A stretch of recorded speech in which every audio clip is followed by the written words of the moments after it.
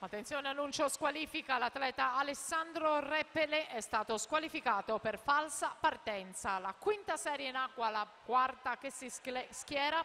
Mattia Benettollo in corsia 1, Alberto Brunelli in 2, Simone Girardi in 3, Lucassini in 4, Damiano Beglio in 5, Naji Abu Vasil in 6, in 7 Tommaso Marchese, in 8 Davide Mazzoccato.